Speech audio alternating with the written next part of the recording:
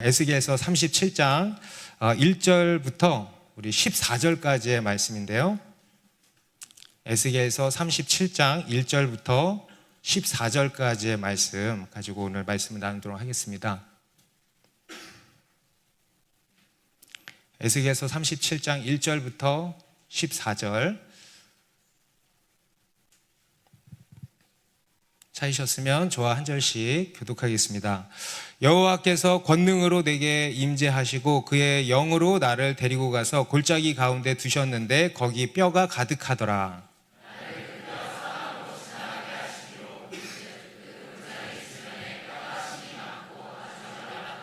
그가 내게 이르시되 인자야 이 뼈들이 능히 살 수 있겠느냐 하시기로 내가 대답하되 주 여호와여 주께서 아시나이다.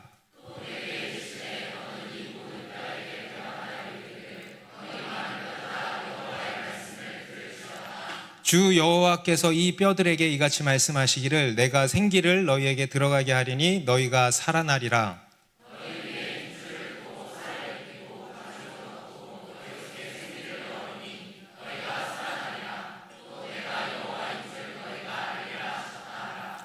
이에 내가 명령을 따라 대언하니 대언할 때에 소리가 나고 움직이며 이 뼈 저 뼈가 들어맞아 뼈들이 서로 연결되더라.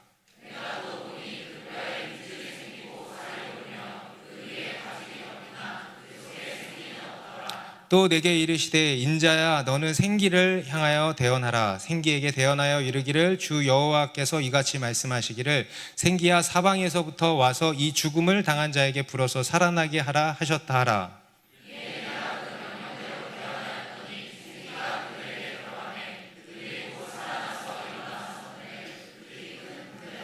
또 내게 이르시되 인자야 이 뼈들은 이스라엘 온 족속이라. 그들이 이르기를 우리의 뼈들이 말랐고 우리의 소망이 없어졌으니 우리는 다 멸절되었다 하느니라.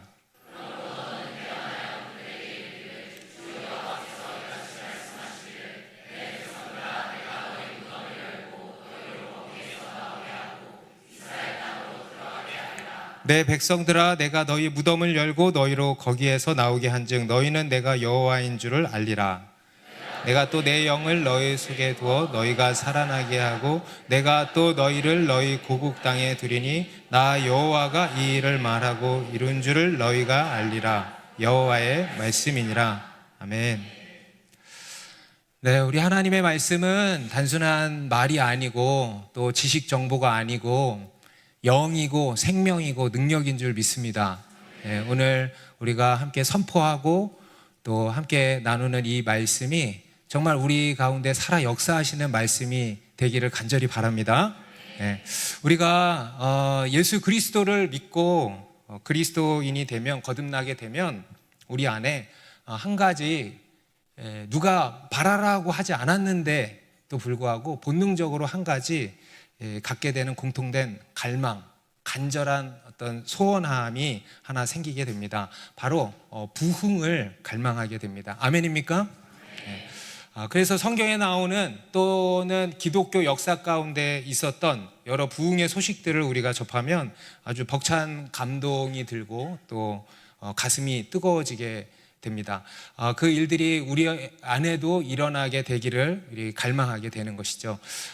우리는 부흥이라는 단어만 들어도 가슴이 뜨거워집니다.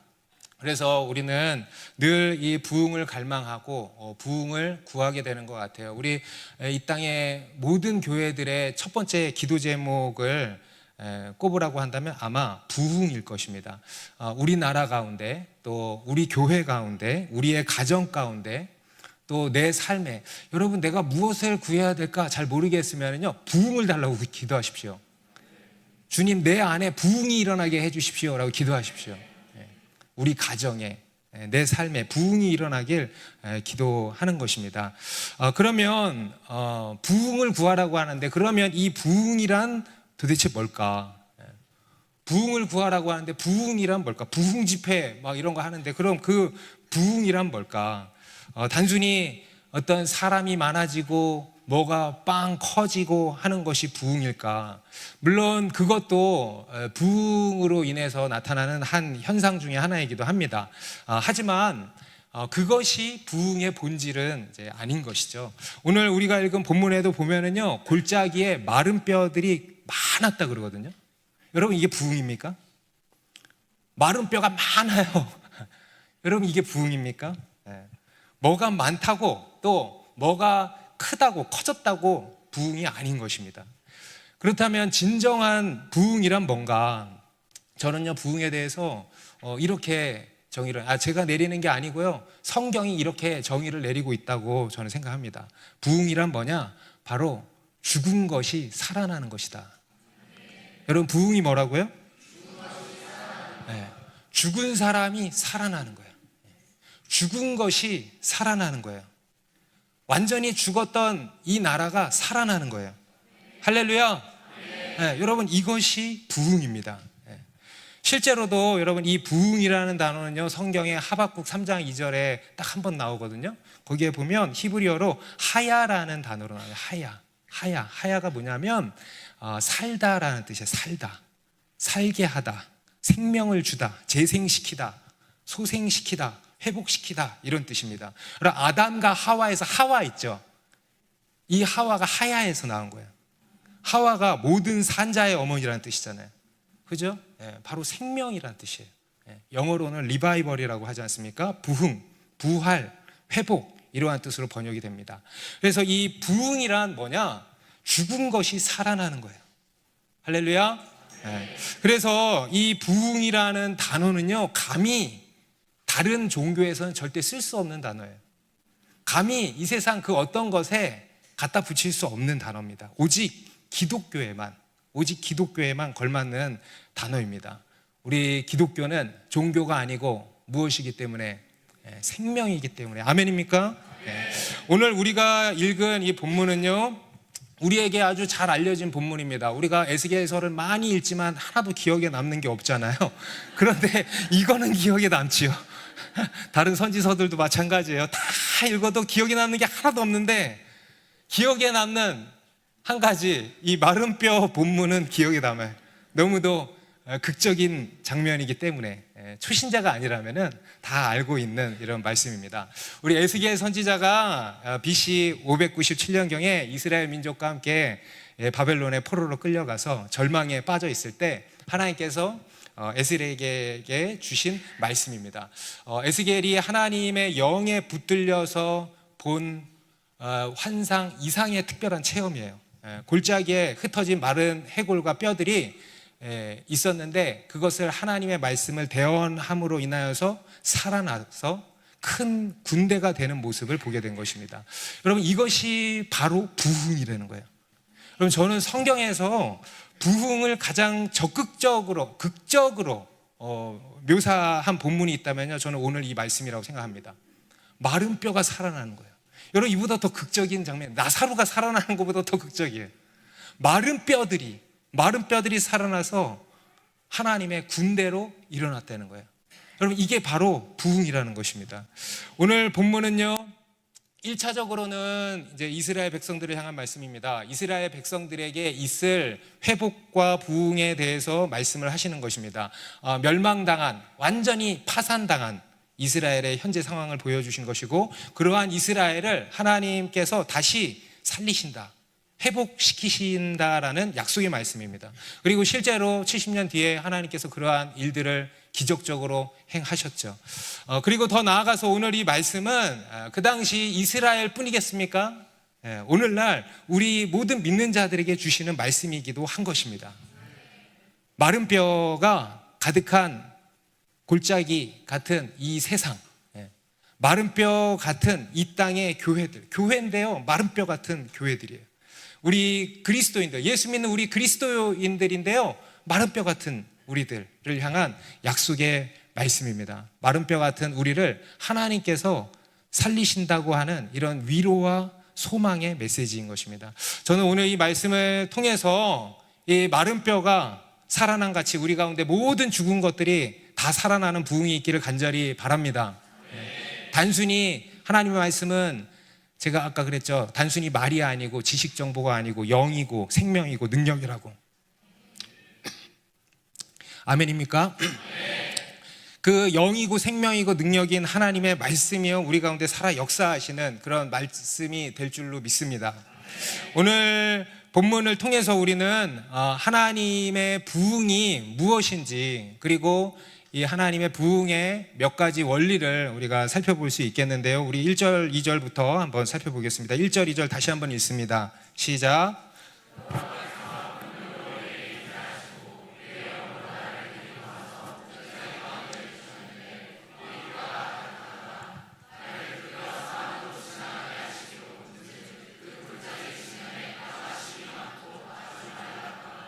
하나님께서 에스겔 선지자를 찾아오신 거예요.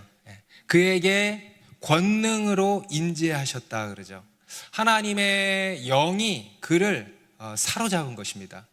여러분, 하나님의 일은요 여기에서 시작되는 거라 그랬어요. 우리가 창세기, 출애굽기에서도 쭉 살펴온 것이 뭡니까? 하나님께서는 우리를 찾아오신다 그랬어요. 하나님의 일은요 거기에서 시작된다 그랬어요. 하나님께서 아브라함을 찾아오시고, 하나님께서 야곱을 찾아오시고, 또 우리 출애굽기에서는 하나님께서 모세를 찾아오시고, 여러분 출애굽의 역사는요 거기서 시작됐어요. 모세를 찾아오심으로, 우리를 찾아오심으로 하나님의 일이 시작된다라는 것입니다. 여러분, 우리 가운데, 여러분 가운데 하나님의 새 일이 일어나기를 바라십니까? 그러면은요 하나님께서 우리를 찾아와 주셔야 되는 거예요. 그래서 우리를 만나 주셔야 하는 것입니다.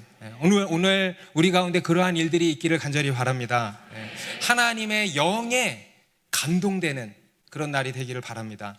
하나님께서 에스겔에게도 그렇게 찾아오신 것입니다. 하나님의 영이 에스겔을 완전히 사로잡으신 겁니다. 그리고 어딘가로 그를 데리고 가셨다는 거예요. 단순히 환상이 아닙니다. 환상인지 모르겠어요. 그런데요, 저는 환상 이상의 어떤 특별한 체험이라고 생각을 해요. 진짜 그의 영을 어딘가로 데리고 가신 것입니다. 아주 특별한 그런 체험을 한 것이죠. 하나님께서 에스겔을 어디로 데리고 가셨을까? 하나님이 나를 어디로 데리고 가신다면 여러분 어디 가고 싶어요? 천국 가고 싶죠. 진짜는 안 가고 싶으면서 잠깐 어디 데리고 가신다면 천국 가고 싶죠. 그런데요, 하나님이 이 에스겔을 데리고 어디로 가셨냐? 어디 좋은 데를 가신 게 아니고요, 아주 끔찍한 곳을 데리고 가셨다는 거예요. 어느 한 골짜기 가운데 데리고 가셔서 거기에 두신 겁니다. 그리고 거기에 뭐가 가득했냐? 뼈들이 가득했다는 거예요. 해골들이 가득했다는 거예요. 여러분 상상이 되십니까? 하나님의 영에 붙들려서 하나님이 나를 어디로 데리고 가셨는데 뼈들이 가득한, 마른 뼈들이 가득한 골짜기로 나를 데리고 가신 거예요. 너무 끔찍하고 너무 무섭죠. 생명이 없는 것입니다. 철저히 죽은 것입니다. 절망 그 자체인 것입니다. 죽음과 절망의 골짜기로 에스겔을 이끌어 가신 것입니다. 이것은요 그 당시 이스라엘 백성들의 영적인 실상을 보이신 것이었습니다. 그들의 실상은 그냥 죽은 정도가 아니에요. 마른 뼈, 완전히 바싹 말라버린 뼈와 같았다라는 것입니다.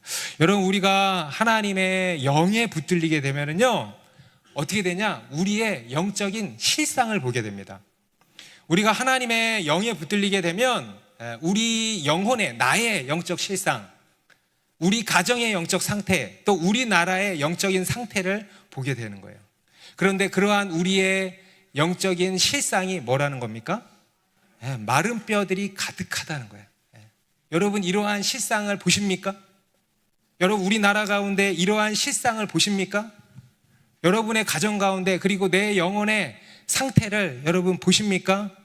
여러분, 영적으로 깨어있는 사람은요 자신이 메말라 있다라는 거, 메말라 가는 것을 느낍니다. 그래서요 어떻게든 죽지 않으려고, 마른 뼈가 되지 않으려고 몸부림을 칩니다. 그런데 영적으로 잠들어 있거나 영적으로 죽은 사람들은 어떠냐면 자기가 죽은 줄도 몰라요.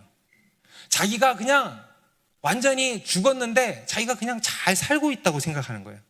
아무런 감각이 없는 것이고 아무런 위기의식이 없는 거예요, 죽은 사람은. 그런데 영적으로 깨어있고 살아있는 사람은요 자기가 죽어가는 것을 느끼는 거예요. 그래서 끊임없이 하나님의 생명의 공급을 받기 위해서 몸부림을 친다라는 것입니다. 여러분, 이러한 여러분의 실상을 보시냐는 거예요. 여러분의 가정에, 이 나라의 영적인 실상을 보시냐는 거예요. 우리가 처한 지금의 상황은요, 마른 뼈가 가득한 골짜기와 같다라는 것을 아셔야 됩니다. 오늘 이 마른 뼈는요, 그 당시 이스라엘의 모습을 보여주면서 동시에 오늘날 우리 모두의 모습을 보여주는 겁니다. 하나님을 떠나 생명을 잃어버리고 철저히 죽어버린 우리 모든 인간의 모습을 보여주시는 것이고, 정의와 공의와 사랑이 바싹 메말라버린 삭막한 이 세상의 모습을 보여주시는 것입니다. 교회도 마찬가지입니다. 교회의 형태는 띄고 있으나, 신앙의 형태는 띄고 있으나 그 속에는요, 생명이 없는 거예요. 생명이 없이 바싹 메말라버린 거예요. 경건의 모양은 있으나 경건의 능력은 부인하는, 죽은 종교로 전락해버린 이 땅의 교회의 모습을 보여주는 것입니다. 어쩌면 지금 우리의 모습이 이런 마른 뼈와 같을지도 모르겠습니다. 제가 오늘 이 본문을 채택한 것이요, 어쩌면 내가 이런 마른 뼈 같다라는 생각 때문일지 모르겠어요. 그래서 하나님이 좀 우리를 한번 좀 살려주십사 하는 간절한 바람으로 제가 이 말씀을 채택했는지도 모르겠습니다. 우리의 가정, 우리의 교회, 우리의 우리 셀이 지금 이런 모습은 아닌가? 여러분 지금 살아계십니까? 여러분의 공동체는, 내가 속한 공동체는 살아있습니까? 오늘 이 마른 뼈처럼 바싹 말라있는 것은 아닙니까? 저도 목사지만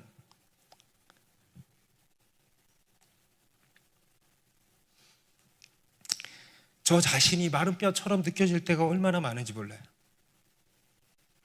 그래서 제가 어떤 분에게 제가 너무 마른 뼈 같다고 고백을 한 적이 있어요. 그랬더니 그분이 그러시더라고요. 하나님이 없으면 우리는 다 마른 뼈지. 하나님이 없으면 우리는 다 마른 뼈지. 맞습니다. 여러분, 우리는요 사실 다 마른 뼈입니다. 그렇지 않습니까? 하나님이 없으면요 우리는 다 마른 뼈에 불과한 자들이에요. 그래서 우리는 늘 하나님 없이는 못 사는 겁니다. 하나님의 임재를 늘 구하고 늘 하나님께로부터 생명의 공급을 받아야 하는 것입니다. 그러지 않으면 우리는 즉시로 마른 뼈가 되는 것이 우리들입니다.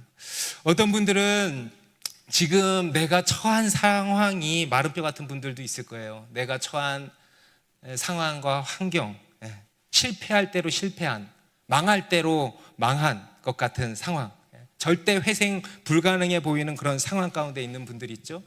내 인생에 조금의 소망이 보이지 않는 상황, 진로에 있어서, 결혼에 있어서 정말 이런 마른 뼈 같아 보이는 이런 상황에 처한 분들이 있을 겁니다. 이게 다 우리의 상황입니다. 그런데요, 그러한 상황 가운데에서 우리에게 한 가지 빛이 되는, 소망이 되는 소식이 뭐냐면요, 오늘 본문에 그게 담겨 있습니다. 그런 마른 뼈가 가득한 골짜기에 누가 찾아오신다? 누가 찾아오신다? 하나님이 찾아오신다는 거야. 할렐루야. 철저히 말라버리고 버려진 그 마른 뼈들 가운데, 마른 뼈에 누가 관심을 가집니까? 무덤가에 누가 관심을 가집니까? 가족들 외에 누가 관심을 가집니까? 이 세상에 철저히 말라버린 그 마른 뼈에 누가 관심을 가집니까? 다 외면해버리죠. 다 버려버리죠. 그런데요, 그 가운데 하나님이요 그의 관심을 가지시고 그곳에 찾아오셨다는 거예요. 아멘? 네. 왜냐? 바로 약속 때문에, 바로 언약 때문에 찾아오셨다는 거예요. 여러분, 이것이 복음입니다. 여러분, 이것이 우리의 복음 아니겠습니까? 이것이 우리의 유일한 소망 아니겠습니까? 철저히 죽은 우리에게 주님이 찾아오신다는 거예요. 그리고 그렇게 찾아오신 하나님이 어떻게 하시는가? 우리 3절 말씀 같이 읽습니다. 시작.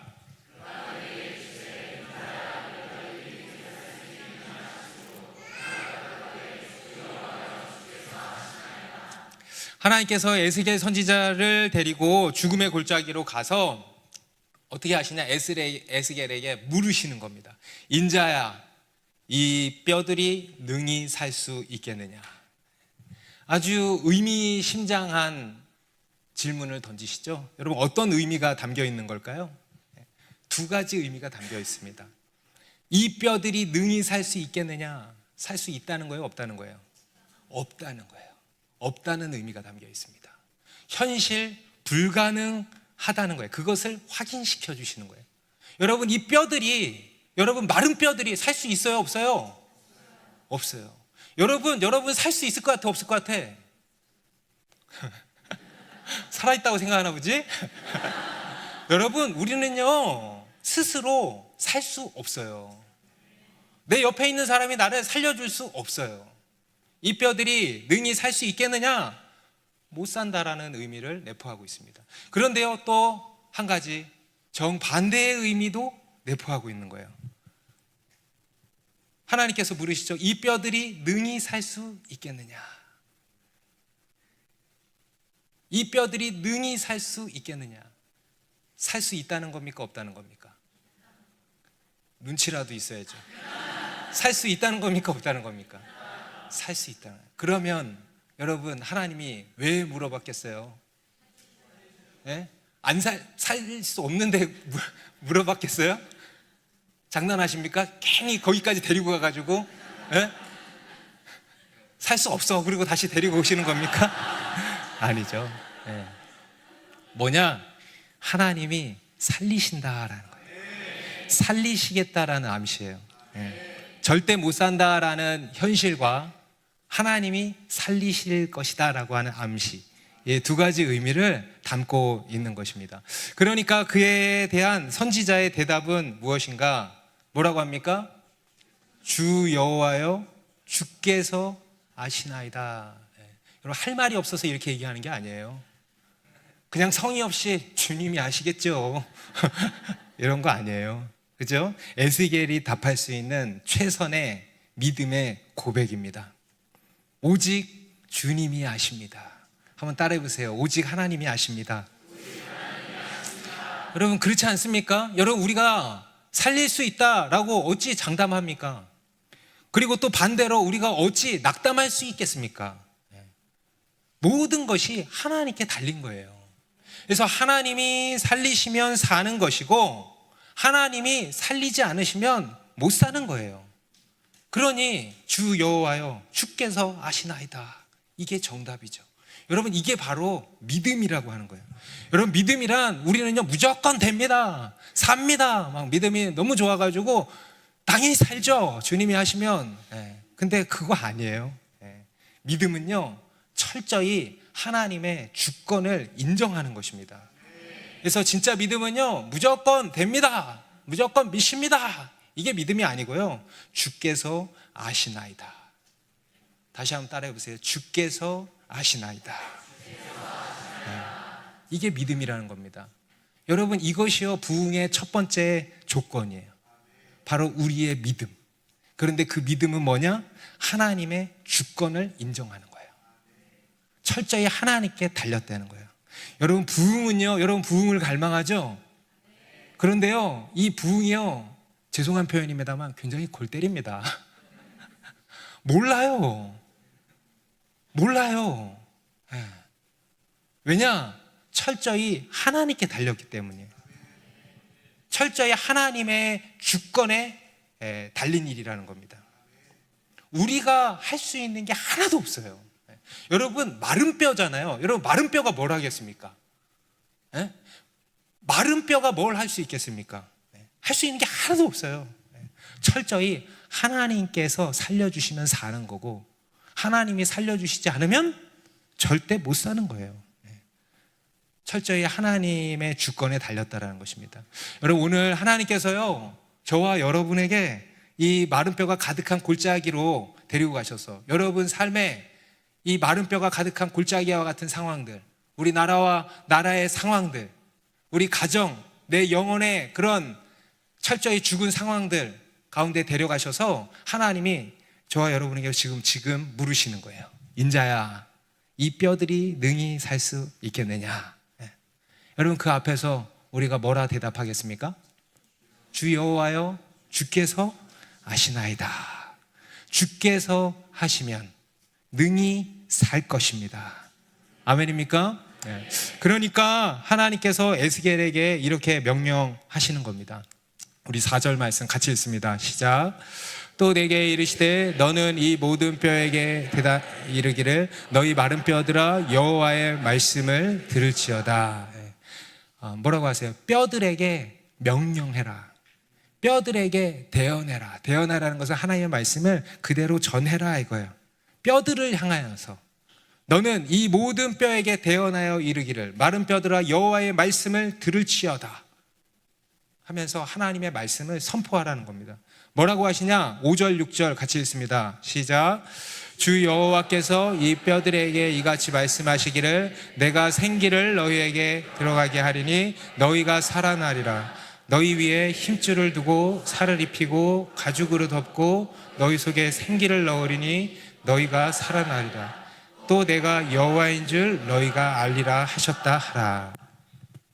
하나님께서 뭐라고 하세요? 내가 생기를 너희에게 들어가게 하리니 너희가 살아나리라. 그리고 구체적으로 말씀하시죠. 너희 위에 힘줄을 두고 살을 입히고 가죽으로 덮고 너희 속에 생기를 넣으리니 너희가 살아나리라. 또 내가 여호와인 줄 너희가 알리라 하셨다 하라. 여러분, 우리 하나님은 부흥의 원리 두 번째, 여러분, 우리 하나님은 어떻게 일하시는 분이라 그랬죠? 무엇을 통해서 일하신다 그랬죠? 네, 말씀으로 일하시는 하나님이세요. 이게 부흥의 두 번째 원리예요. 첫 번째, 하나님의 주권. 철저히 하나님의 주권에 달린 일이다. 그것을 인정하는 믿음. 거기서 출발하고요. 두 번째, 바로 말씀이에요. 하나님의 말씀을 통해서 일하신다라는 것입니다. 하나님께서는 천지 창조를 어떻게 하셨어요? 말씀으로, 말씀하셔서 천지 만물을 지으셨습니다. 그리고 말씀으로 온 천지 만물을 다스리십니다. 여러분, 하나님의 말씀이 없으면요 비 한 방울 안 와. 아멘? 네, 철저히 하나님의 말씀으로 온 세상을 통치하시는 겁니다. 그리고 또 말씀으로 일하시는 거예요. 말씀으로 기적을 행하시기도 하고요, 여러 당신의 일들을 이루시는 것입니다. 어제 우리 출애굽기 말씀 6장에서도 6장 13절에서 이렇게 말씀을 하고 있었죠. 이것도 다시 한번 같이 읽습니다. 시작.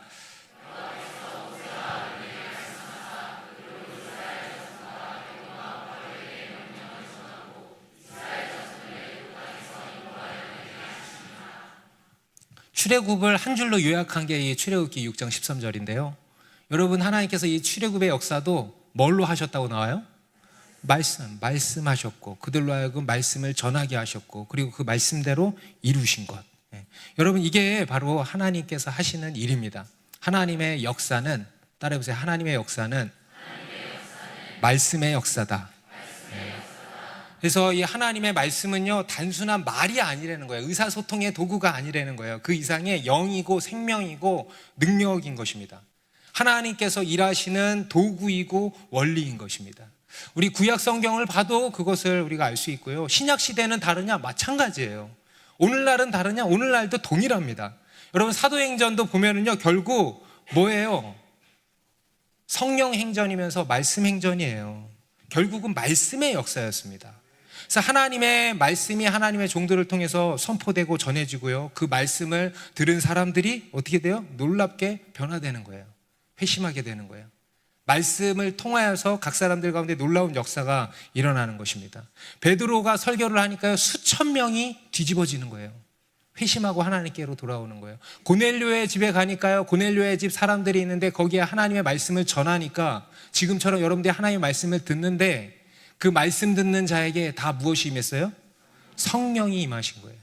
그리고 그들이 각기 방언을 말하고 하나님의 큰 일을 말하고 하나님을 찬송하게 됐다 그랬어요. 이것이 사도행전의 역사입니다. 그래서 사도행전 19장 20절에도 이와 같이 주의 말씀이 힘이 있어 흥왕하여 세력을 얻으니라. 주의 말씀이 힘이 있어 흥왕하여 세력을 얻으니라. 이것이 바로 사도행전에 나타나는 부흥의 역사인 것입니다. 하나님의 말씀이 힘이 있어 흥하여 세력을 얻는다는 거예요. 눈에 보이지 않지만, 여러분 이러한 말씀의 역사를 보십니까 못 보십니까? 느끼세요 못 느끼세요? 경험을 합니까 못 합니까? 경험하고 있어요. 말씀이 힘이 있어 흥하여 세력을 얻는다는 거예요. 말씀의 운동, 말씀의 역사입니다. 우리 기독교 2000년 역사 가운데 있었던 여러 부흥 사건들을 연구한 것들을 봐도요, 다 마찬가지입니다. 다 이 하나님의 말씀이 힘이 있어 흥황하여 세력을 얻음으로써 일어나는 일들이에요. 말씀이 선포되고 또 그 말씀을 들을 때 회개의 역사가 일어나고요, 회복의 역사가 일어나는 거예요. 오늘 본문처럼 마른 뼈들이 살아나는 거예요.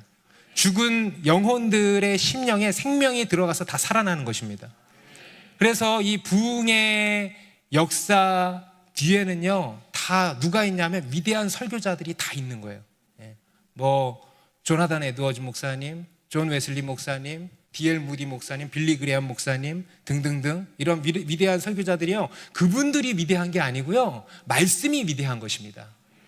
하나님께서 말씀을 통해서 일하신다는 것을 이렇게 보여주는 거예요. 부흥의 역사 뒤에는요, 이 위대한 설교자들이 있었다라는 거, 이것은 하나님께서 말씀을 통해 일하신다는 것을 여실히 보여주는 것이라는 겁니다. 오늘날에도 마찬가지입니다. 여러분, 우리 그리스도인이 살아가는 힘이 다 어디에서 나와요? 말씀에서요. 여러분, 사람은 떡으로만 사는 것이 아니고 하나님의 입에서 나오는 말씀으로 산다 그랬어요. 여러분, 우리가 살려면 먹어야 살잖아요. 그죠? 여러분, 그런데 우리 그리스도인이 영적으로 살려면 어떻게 해야 되냐? 말씀을 먹어야 되는 거예요. 하나님의 입에서 나오는 말씀으로 살아야 한다. 그래서 우리는 뭐가 풍성해야 돼요? 여러분, 지금 말씀이 풍성하십니까? 여러분, 오늘 이 마른 뼈는요, 뭐가 없냐 하면 말씀이 메마른 거예요. 그러니까 하나님이 뭘 주시는 거예요? 말씀을 주시는 거예요. 여러분, 우리 그리스도인은요, 다른 건 가난해도 말씀은 부자 돼야 돼. 좌우에 계신 분들의 말씀 부자 되세요. 여러분 지금 뭐가 부자입니까? 생각해 보세요. 뭐로 배부릅니까? 지금 점심 많이 먹어서 배부릅니까? 나는 지금 뭐로 풍족한가? 뭐로 풍성한가? 여러분, 우리는요, 그 무엇보다 말씀으로 풍성해야 됩니다. 그런데요, 반대로 말씀이 메말랐어. 교회를 다니고 신앙생활을 하는데 말씀이 바싹 메말랐어. 여러분, 이게 바로 마른 뼈라는 거예요. 여러분, 우리 그리스도인은요, 다른 건 가난해도 말씀은 절대 가난하면 안 돼. 다른 건 부족해도 절대 말씀은 부족하면 안 돼. 여러분, 다시 한번 말씀 부자가 되십시다. 말씀이 풍성한 자들이 되십시오. 늘 말씀을 가까이 하는, 여러분, 여호수아에게 하나님 뭐라 그랬어요? 이 율법책을 내 입에서 떠나지 말게 하며 주야로 그것을 묵상하고 그 가운데 기록된 것을 다 지켜 행하라 그랬어요. 늘 말씀을 가까이 하라는 거예요. 가까이 하라. 주야로 묵상해라. 늘 말씀을 내 입에서 떠나지 말게 하라는 거예요.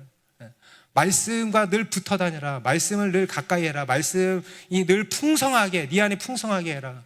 말씀의 영향권 안에 살라. 여러분, 이게 뭔 말인지 알아요? 말씀의 영향권 안에 사는 거예요. 말씀에 얽매여 사는 거예요. 말씀의 인도함을 받는 거예요. 뭘 잘못된 길로 가려고 하면 말씀이 툭툭 치는 거예요.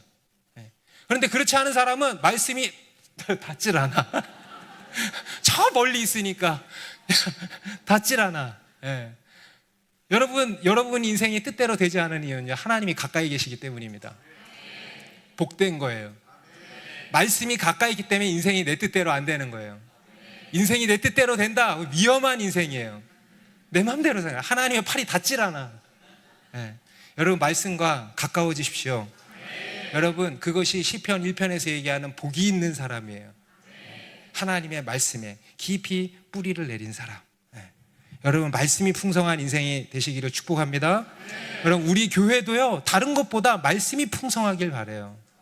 다른 것보다 말씀이 살아있는 교회가 되기를 주님의 이름으로 축복합니다.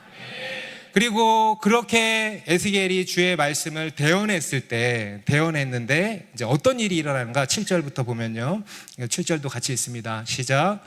이에 내가 명령을 따라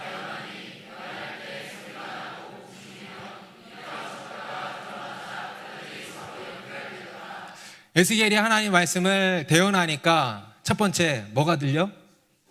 소리가 돼. 소리. 네, 소리. 여러분, 죽은 것의 특징이 뭡니까?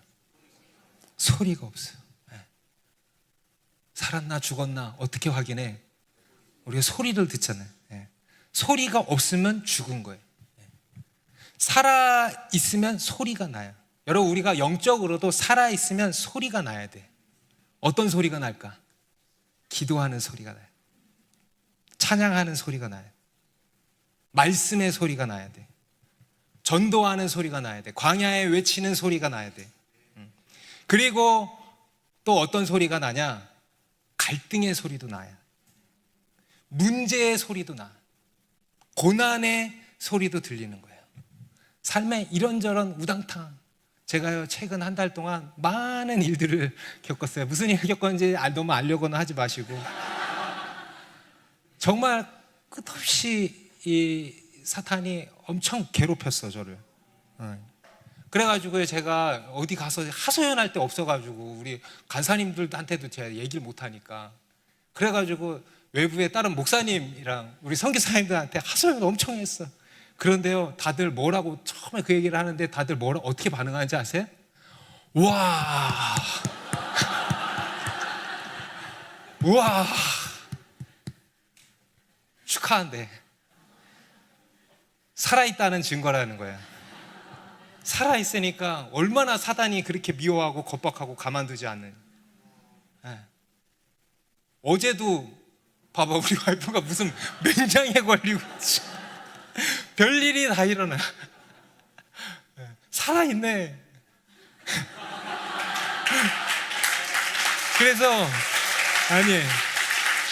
그래서 제가 좀 기도 좀 부탁했어요. 그래서 이런 일들이 좀 제발 사라지게 해달라고. 그랬더니 주님이 기뻐하라고 하셨대.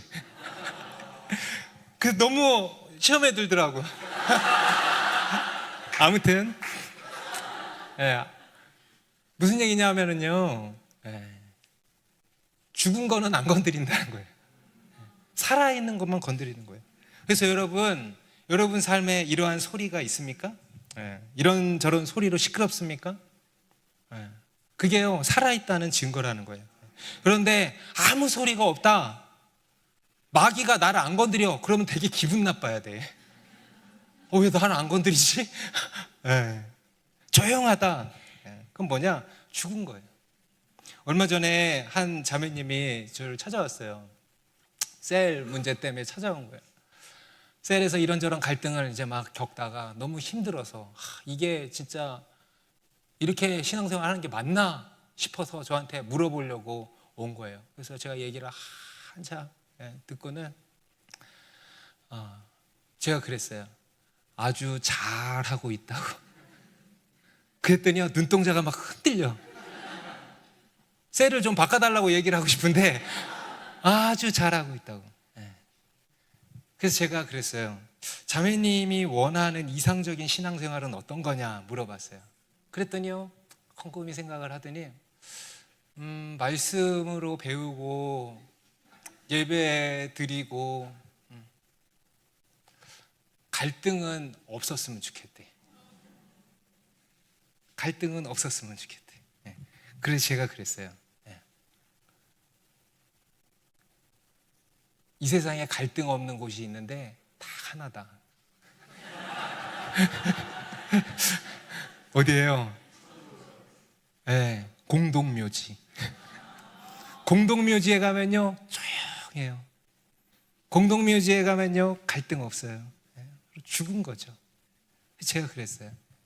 내가 정말 신앙생활을 하는데 내가 나를 괴롭히지도 않고 내가 하나도 힘들지도 않고 아무런 갈등이 없다, 그런 공동체는 빨리 떠나야 된다.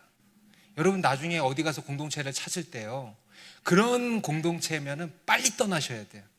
나를 죽이는 공동체야. 그런데 그게 아니라 나를 가만두지 않는다. 그게 나를 살리는 공동체예요. 아멘입니까? 네.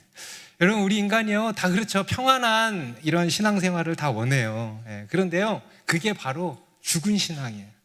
여러분, 살아있는 자는 소리가 있습니다. 소리가 나야 돼. 소리가 회복되길 바랍니다. 그리고 두 번째로, 이 뼈 저 뼈가 들어맞아 뼈들이 서로 연결됐다. 여러분, 오늘 본문에 나타나는 부흥은요, 뭘 보여주냐면, 이 부흥에는 단계가 있다는 거예요. 단계가 있다는 거예요. 오늘 이 말씀을 이렇게 잘 보시면서요, 나의 단계는 지금 어디 단계인가? 내가 지금 마른 뼈 단계 지금 이렇게 완전히 해체되어 있는 단계인가? 아니면 연결은 되어 있는가? 한번 좀 살펴보시면 좋을 것 같아요. 단계가 있다는 거예요. 그래서 단번에 살아나는 게 아니고요, 단계별로 살아나는, 단계별로.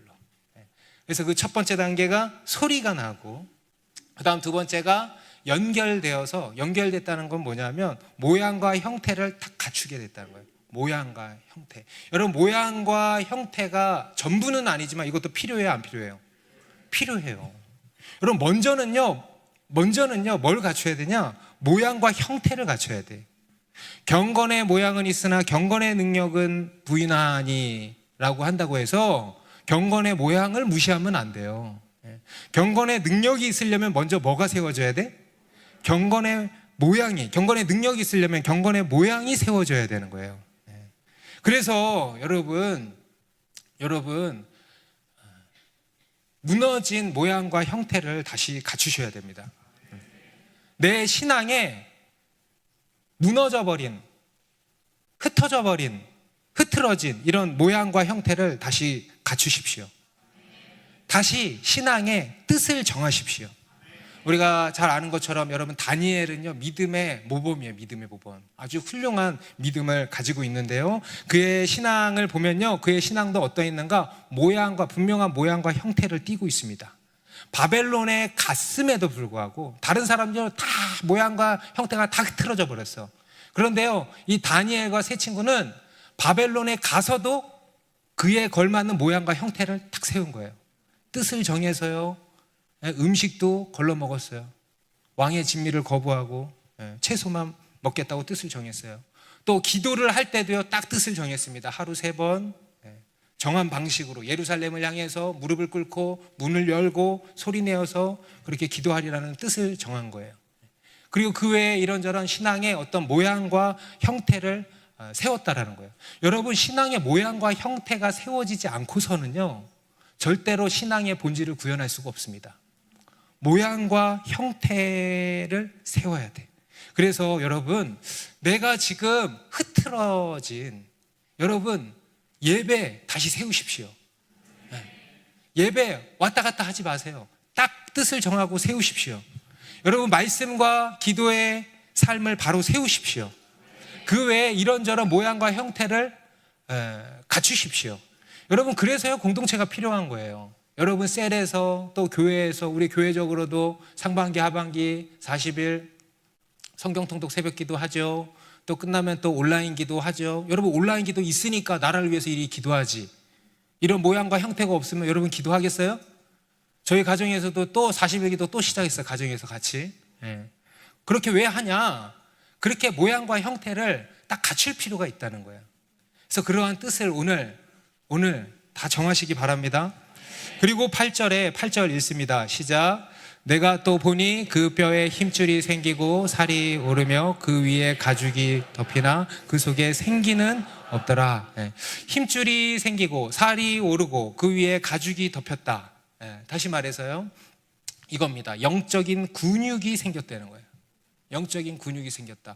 신앙의 습관이 형성되는 거예요. 여러분, 모양과 형태가 딱 갖춰지면은요, 이제는 신앙의 습관이 형성이 돼서 영적인 근육이 생겨야 되는 것입니다. 여러분, 영성의 핵심은 지속성에 있다 그랬어요. 여러분, 말씀과 기도 생활의 핵심이 어디에 있을까요? 여러분, 운동하는 거의 핵심 어디 있어요? 자매님들, 다이어트의 핵심 어디 있어요? 지속성이 깨지면 의미 있어, 없어? 없어요. 여러분, 영성의 핵심도요, 지속성에 있는 거예요. 여러분, 회복되었다라는 것은요, 뭐냐 하면 지속돼야 돼. 여러분, 모양과 형태를 갖추셨습니까? 다시 어렵사리 예배를 회복하셨습니까? 말씀과 기도로 회복하셨습니까? 그러면은요, 이게 저 중요해요. 지속하십시오. 그것을 계속하십시오. 여러분 사역을 시작하셨습니까? 네, 지속하십시오. 네.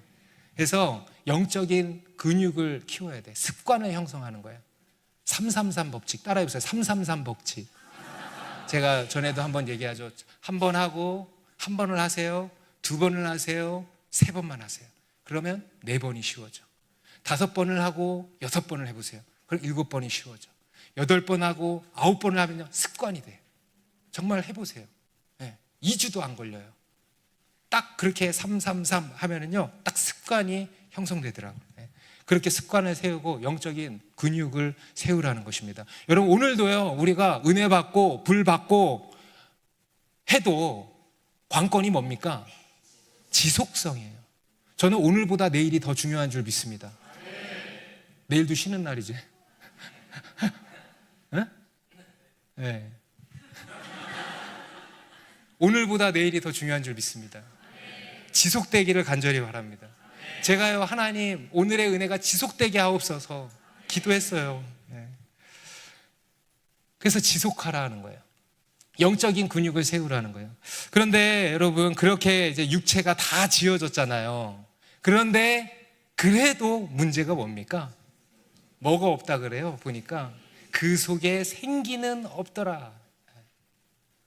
뼈가 붙고 근육이 붙고 살이 붙고 가죽이 덮여서 겉은 딱 멀쩡해졌어. 그런데 그 속에 생기가 없는 거예요. 생기가. 여러분, 이거 살아있는 겁니까?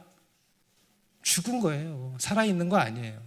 여러분, 우리가 경건의 모양을 갖추어도요, 경건의 능력이 없으면 의미가 있어 없어? 없어요. 경건의 모양을 딱 갖추어도요, 경건의 능력이 없으면, 생기가 없으면 그냥 종교야. 죽은 종교로 전락될 뿐인 것입니다. 아무 의미가 없는 거예요. 우리에게는 결국 무엇이 있어야 되는가? 바로 생기가 들어와야 된다는 거예요. 생명. 그래서 9절에 같이 있습니다. 또 내게 이르시되 인자야 너는 생기를 향하여 대언하라. 생기에게 대언하여 이르기를 주 여호와께서 이같이 말씀하시기를 생기야 사방에서부터 와서 이 죽음을 당한 자에게 불어서 살아나게 하라 하셨다 하라. 두 번째, 생기를 향해서도 대언하라는 거예요. 생기야 사방에서부터 와서 이 죽음을 당한 자에게 불어서 살아나게 하라. 아멘. 네. 그러니까 10절 읽습니다. 이에 내가 그 명령대로 대언하였더니 생기가 그들에게 들어가매 그들이 곧 살아나서 일어나 서는데 극히 큰 군대더라. 네. 생기가 그들에게 들어가니까 비로소 그들이 살아나서 일어나 서는데 극히 큰 군대가 되었다. 무슨 군대일까? 여호와의 군대, Jesus Army. 하나님의 군대가 일어나는 거예요. 마른 뼈 같던 이스라엘이요, 그냥 산 사람으로 일어나는 게 아니고요, 하나님의 군대로 일어났다는 거예요. 할렐루야. 사명자로 일어났다는 거예요. 그냥 산 사람이 아니고 누구로? 네, 좌우에 계신 분들에게 당신은 그냥 산 사람이 아니고 사명자입니다. 네. 여러분, 누구는 사명자고 누구는 안 사명자고 없어요. 그런 거 다 사명자야. 마른 뼈가요, 그냥 산 사람이 아니고 사명자, 하나님의 군대로 일어났다는 거예요. 여러분, 이게 바로 부흥입니다. 부흥이란 뭐냐? 바로 사명의 회복이에요. 비전의 회복이에요. 여러분, 죽은 사람의 또 한 가지 특징 뭔지 아세요? 뭐가 없어요? 네, 꿈이 없어요. 꿈이. 여러분, 꿈이 없는 사람은 살아도 산 게 아니에요. 여러분, 꿈이 없으면 어떻게 살아요? 꿈이 없으면 어떻게 살아요? 요즘 오늘날 사람들이요, 우울증에 걸리는 이유가 뭔지 아세요? 꿈이 없어. 꿈이 있으면은요, 살아요. 꿈이 있으면은요, 우울할 수가 없어요. 꿈이 있으면은요, 실패해도 다시 일어나요. 왜냐? 꿈이 있으니까. 꿈이 있는 사람이 산 사람이에요. 죽은 사람은 꿈이 없어요. 사명이 없어요. 우리 열왕기상 19장에 보면요, 엘리야 선지자가 큰 일을 하고 이 이세벨이 죽인다고 하니까 완전히 번아웃 돼가지고 이제 멘탈이 나간 거예요. 그래가지고 저 호렙산까지 40일을 도망쳐서 호렙산 동굴에 들어갔어요. 거기에 하나님이 찾아오시죠. 그리고 그를 회복시키십니다. 그런데요, 그 엘리야를 어떻게 회복시키시는가? 첫 번째 어떻게 했어요? 먹이고 재우고 먹이고 재우고 먹이고 재우고 육체를 회복시키신 거예요. 그리고 두 번째 영혼을 회복시키신 거예요. 그리고 세 번째 뭘 회복시키십니까? 사명을 회복시키신 거예요. 새로운 비전, 다음 세대를 향한 새로운 비전, 사명을 다시 주시고 다시 사명의 자리로 회복되게 하신 것입니다. 여러분, 사명의 자리를 회복하십시오. 이게 부흥입니다. 이게 회복입니다. 여러분, 우리가 회복한다면요, 그냥 뭐 막연하게 영적으로 회복하는 게 아니에요. 사명의 자리를 회복하는 거예요. 꿈을 회복하는 거예요. 그래서 이 하나님의 생기가 들어가니까요, 그냥 산 사람이 아니고 뭐로? 하나님의 군대로, 사명자로 일어났다는 것입니다. 할렐루야. 그런데 이제 여기서 이 생기는 뭐냐? 이제 히브리어로 루아흐라고 하는 단어입니다. 헬라어로는 좀 더 익숙한데 푸뉴마 들어보셨죠? 바람, 호흡, 생명, 그리고 영, 이렇게 번역이 될 수 있습니다. 바로 이 생기는 뭐냐? 바로 하나님의 영, 성령을 의미하는 것입니다. 아멘. 오늘 본문 14절에 가면은요, 이렇게 번역이 되어 있습니다. 내가 또 내 영을 너희 속에 두어 너희가 살아나게 하고 내가 또 너희를 너희 고국 땅에 두리니 나 여호와가 이 일을 말하고 이룬 줄을 너희가 알리라. 여호와의 말씀이니라. 우리 10절, 11절부터 14절까지는요, 그 앞에 마른 뼈 환상에 대한 해설이에요. 해설. 그런데 거기에 이렇게 나오는 거예요. 내 영을 너희 속에 두어. 앞에서는 생기라고 했던 것을 똑같은 루아흐라고 하는 단어예요. 똑같은 단어를 이제 여기서는 내 영, 하나님의 영으로 이제 옳게 번역을 하고 있는 것이죠. 하나님의 영을 불어넣으사 그들을 살리신다는 거예요. 여러분, 오늘의 말씀을 믿음으로 받으시기 바랍니다. 그냥 귀로 듣지 마시고 여러분 심중에 심겨지기를 바랍니다. 내 삶에 이러한 일이 일어날 줄을 믿음으로 받으시기 바랍니다. 하나님의 영을 불어넣으사 그들을 살리신다는 거예요. 우리 창세기 2장 7절에 가면은요, 또 이 생기가 나오죠. 하나님이 첫사람 아담을 만드실 때 이렇게 했어요. 여호와 하나님이 땅의 흙으로 사람을 지으시고 생기를 그 코에 불어넣으시니 사람이 생명이 되니라. 여기서 이 생기가 바로 그 루아흐입니다. 그러니까 이 똑같은 단어예요. 오늘 하나님께서 이 마른 뼈를 살리신 것은요, 하나님께서 흙으로 빚은 사람의 형체에 당신의 숨을 불어넣으셔서 산 사람으로 만드셨던 것처럼 또 한 번 재창조의 역사를 이루시는 거예요. 우리 하나님은요, 창조의 하나님이시면서 재창조의 하나님이십니다. 부활의 하나님이십니다. 다시 살리시는 하나님이십니다. 다시 살리신다는 거예요. 오늘 이 말씀은 이스라엘 백성들을 향한 말씀이지만 그것이 다가 아니에요. 오늘날 우리에게 주시는, 오늘날 마른 뼈 같은 우리 믿는 자들에게 주시는 말씀이에요. 하나님의 성령을 우리 가운데 불어넣으사 우리를 살리신다는 거예요. 우리 오늘 본문 앞에 에스겔서 36장에도요, 이 성령 부어주심에 대한 예언이 나오죠. 26절, 27절에 보면 또 새 영을 너희 속에 두고 새 마음을 너희에게 주되 너희 육신에서 굳은 마음을 제거하고 부드러운 마음을 줄 것이며 또 내 영을 너희 속에 두어 너희로 내 율례를 행하게 하리니 너희가 내 규례를 지켜 행할지니라. 우리 요엘서 2장 28절은 같이 읽습니다. 시작. 그 후에 내가 내 영을 만민에게 부어주리니 너희 자녀들이 장래의 일을 말할 것이며 너희 늙은이는 꿈을 꾸며 너희 젊은이는 이상을 볼 것이며, 하나님의 영을 특별한 어떤 사람에게가 아니라 보편적으로 모든 만민에게 부어주신다는 거예요. 예수 믿는 모든 이에게 성령을 부어주셔서 새 마음을 갖게 하신다. 곧 거듭나게 하신다라는 거예요. 그리고 그들에게 하나님의 영을 부어주셔서 하나님의 비전을 보게 하신다라는 거예요. 예수님께서도 동일하게 예고하셨죠. 또 다른 보혜사를 우리에게 주신다고 하셨습니다. 바로 성령 하나님이세요. 그래서 그 성령님께서 우리 가운데 오셔서 우리를 거듭나게 하시고 우리 안에 내주하시며 영원히 우리와 함께 하신다라는 것입니다. 성령을 부으셔서 죽은 우리를 살리시는 거예요. 오늘 이 마른 뼈에 생기를 불어넣어서 살리셨던 것처럼 오늘날 우리 가운데에도 그 생기, 동일한 생기를 불어넣으셔서 죽은 우리를 살리시고 또 죽은 우리를 살리시고 끊임없이 살리신다는 것입니다. 그래서 예수님께서도 마지막에 승천하시기 전에 제자들에게 당부하신 딱 한 가지가 이거 아닙니까? 성령을 받으라는 거예요. 사도행전 1장 4절에 사도와 함께 모이사 그들에게 분부하여 이르시되 예루살렘을 떠나지 말고 내게서 들은 바 아버지께서 약속하신 것을 기다리라. 요한은 물로 세례를 베풀었으나 너희는 몇 날이 못되어 성령으로 세례를 받으리라 하셨느니라. 제자들이 하나님의 일을 감당하기에 앞서서 해야 할 일 첫 번째, 예루살렘을 떠나지 말고 어디 딴 데 가지 말고 뭐 어디 하지 말고 하나님 앞에 나아가 머물러서 아버지께서 약속하신 것, 곧 성령을 받으라는 거예요. 성령의 세례를 받으라는 것입니다. 그리고 실제로 이들이 그렇게 했죠. 마가의 다락방에서 모여서 성령 받기를 간절히 기도하면서 기다렸어요. 열흘이라는 시간을 그렇게 기도한 끝에 오순절 날에 성령이 임하신 거예요. 사도행전 2장. 저는요, 이 사도행전 2장에 나오는 오순절 성령 강림에 대한 내용이요, 오늘 본문과 병행구절이라고 생각합니다. 너무 똑같아요. 호련히 하늘로부터 급하고 강한 바람 같은 소리가 있어 그들이 앉은 온 집에 가득하며 마치 불의 혀처럼 갈라지는 것들이 그들에게 보여 각 사람 위에 하나씩 임하였다 그랬어요. 성령께서 각 사람 위에 하나씩 임하셔서 그들 가운데 임하신 거예요. 그러니까 이들이 담대하게 나아가서 하나님 나라의 큰 일을 전하기 시작한 것입니다.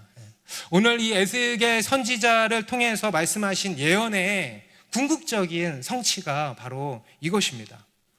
마가의 다락방에서 그것이 이루어진 거예요. 물론 더 궁극적인 성취는 부활이겠죠. 할렐루야.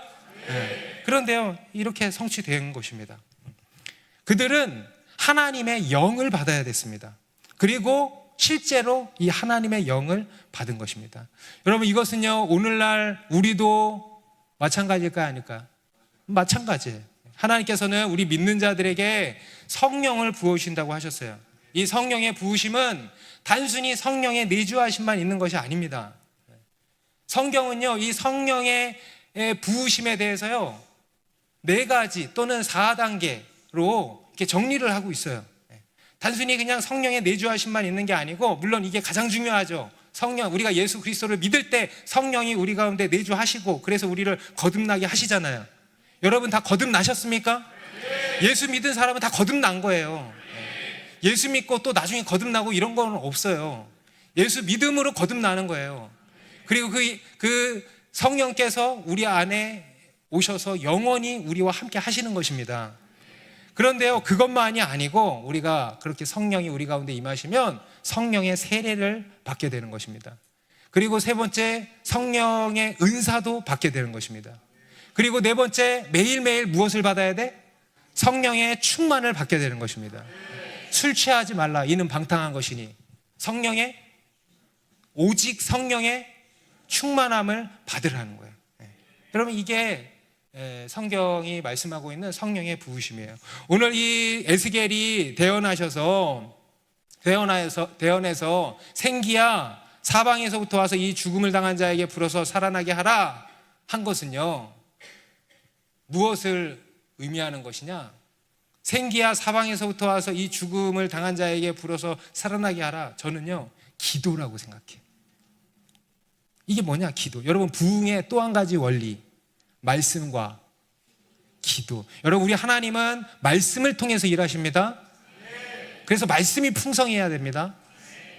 그리고요, 또 우리 하나님은 무엇을 통해서? 기도를 통해서 일하시는 거예요. 그래서 기도도 풍성해야 돼. 여러분, 기도하십시오. 왜냐? 하나님은요, 우리의 기도를 통해서 일하신다는 거예요. 꼭 기도해야 돼요? 아직도 이런 질문을 하는 사람들. 꼭 기도해야 되나? 아직도 이런 거 가지고 시험하는 사람들이 있어요. 오늘 여러분, 그런 사탄의 시험은 다 떠나갈지어다. 그냥 기도할지어다. 그냥 기도하는 거예요. 하나님은 기도를 통해서 일하시니까. 하나님이 얼마나 답답할까. 제가 아직도 저런 생각하고 있어요. 그렇게 기도하는 거예요. 하나님은 우리의 기도를 기다리십니다. 우리의 기도를 통해서 놀랍게 일하십니다. 그런데 무엇을 기도하냐? 뭘 구하라는 거예요? 성령을 구하라는 거예요. 여러분, 우리가 구해야 할 또 한 가지 가장 중요한 제목, 아까 부흥이 일어나길 구하라 그랬죠? 구할 게 없으면, 여러분 또 구할 게 없으면은요, 성령을 구하십시오. 여러분 삶에 이런저런 문제들이 있습니까? 성령을 구하십시오. 성령의 충만을 받으면 모든 것이 풀리는 줄 믿습니다. 여러분, 우리가 구해야 할 최고의 제목은요, 기도 제목은요, 성령입니다. 누가복음 11장 13절에서 예수님도 너희가 악할지라도 좋은 것을 자식에게 줄 줄 알거든 하물며 너희 하늘 아버지께서 구하는 자에게 무엇을? 성령을 주시지 않겠느냐. 너희 하늘 아버지께서 구하는 자에게 무엇을? 성령을 주시지 않겠느냐. 여러분, 성령을 주신다는 거예요, 안 주신다는 거예요? 반드시 주신다는 거예요. 우리가 구해야 할 최고의 제목이 뭐냐? 바로 성령이에요. 성령을 구하라는 거예요. 그게 도대체 뭔데? 그냥 구해봐. 구해보면 알아. 성령이 임해보면 알아. 이거구나. 이렇게 된다니까. 내 삶에 그게 무슨 상관이냐? 자유함을 얻게 된다니까. 승리를 얻게 된다니까. 성령을 구하라는 거예요. 그럴 때 하나님께서 우리에게 성령을 부으시고 마른 뼈 같은 우리를 다시 살리시고 여호와의 군대로 일으키실 것입니다. 여러분, 우리 하나님은 생명의 주님이십니다. 여러분, 마귀는요, 우리를 끊임없이 죽여요. 그런데 하나님은요, 우리를 끊임없이 살려요. 상한 갈대 같은 우리들이지만, 꺼져가는 등불 같은 우리들이지만, 여러분, 꺼져가는 등불, 상한 갈대면 어떻게 해요? 다 버리잖아요.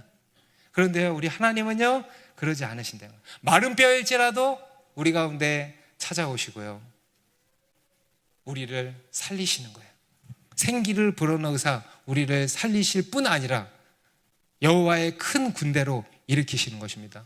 여러분, 이것이요, 오늘 하나님께서 우리 가운데 행하실 일입니다. 이 일을요, 지금도 하시며 앞으로도 끊임없이 이루실 것입니다. 여러분, 오늘 이 시간에 여러분의 지금 상태, 마른 뼈잖아요. 마른 뼈잖아요. 그런데 오늘 하나님이 우리를 방문하신다. 이 골짜기에 하나님이 오셨다라는 거예요. 그리고 생기를 향하여 명하사 저에게 들어가 저를 살리라 하신다는 거예요. 여러분의 상황이 어떤지, 우리 가정의 또 우리나라의 상황이 마른 뼈가 가득한 골짜기라 할지라도 여러분, 소망 잃지 마십시오. 절망하지 마십시오. 왜 절망합니까? 하나님이 우리 가운데 찾아오셔서 약속을 따라서 우리나라와 맺어주신 언약이 있기 때문에, 하나님이 계획하신 바가 있기 때문에 하나님이요, 살리시는 줄 믿습니다. 여러분의 가정이 말랐다고 걱정하지 마세요. 절망하지 마세요. 여러분의 상황이 마른 뼈 같다고 절망하지 마세요. 그것을 살리시는 하나님이 우리를 놓지 않으십니다. 우리를 찾아오십니다. 우리를 다시 일으키십니다. 우리 다 같이 자리에서 일어나겠습니다.